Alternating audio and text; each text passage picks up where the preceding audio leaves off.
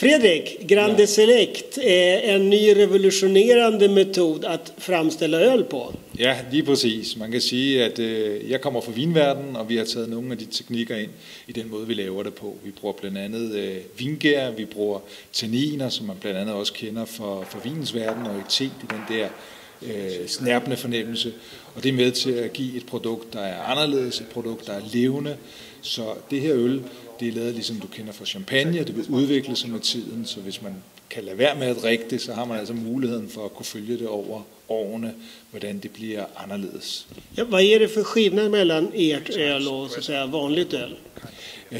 Jamen forskellen kan man sige, det er, at det er et produkt, der er lavet, ligesom man gør, når man laver champagne. Det er et produkt, der tager længere tid. Det vil sige, at sådan en øl der, det tager 4 måneder at lave, frem for at en øl kan du lave på 2 uger. Så det er en helt anden proces. Jeg plejer at sige, at den verden, vi lever i dag, det er, at vi har været vant til, at alt skal gå så hurtigt.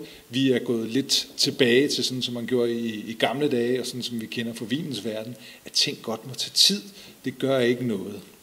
Og det her går at lagre også. Vi kan börja tala om årgångsøl nu. Lige præcis. Du kan se, at denne her øl, det er en 2014, og den kan altså ligge 15 år yderligere og udvikle sig og vil blive noget helt andet. Og den kommer hver årgang, sådan at man har muligheden for at kunne holde dem op mod hinanden og se, hvad det gør. Jeg plejer at sige, at den verden, vi er i dag, den vil se anderledes ud i morgen. Og nu skal vi til at lære, at øl også kan være noget andet. Noget, man sætter sig ned, nyder og tager sig den tid, det ligesom fortjener.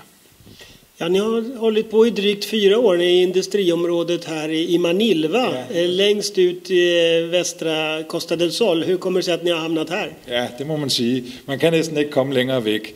Grunden til, at vi ligger her, det er simpelthen på grund af vandets kvalitet. Når man laver øl, så er vand utrolig vigtigt. Det er det, som laver strukturen i øllet.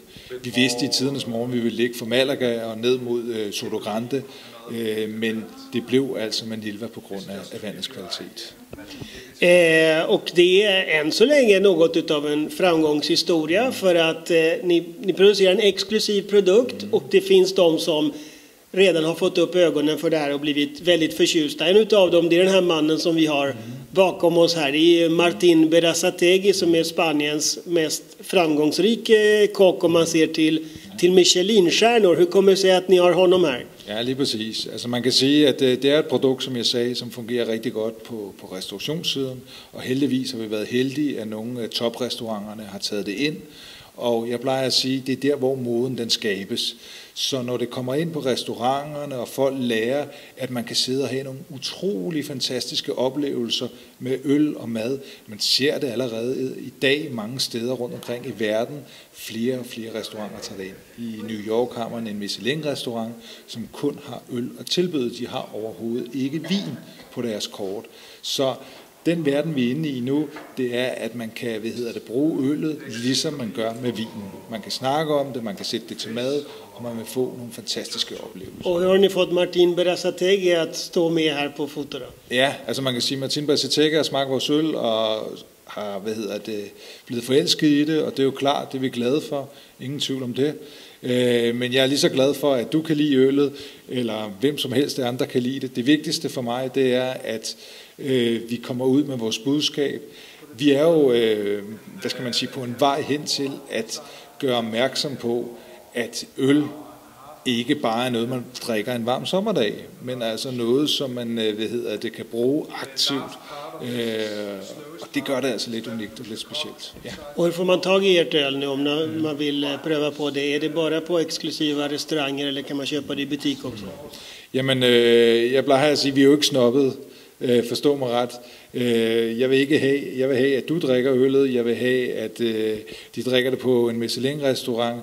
Det vigtigste for mig er, at folk de får en oplevelse. Om det så er det ene sted eller det andet sted.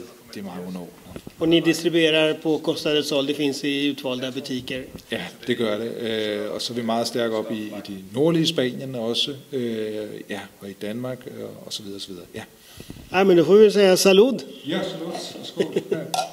Ja. Salud. Wow.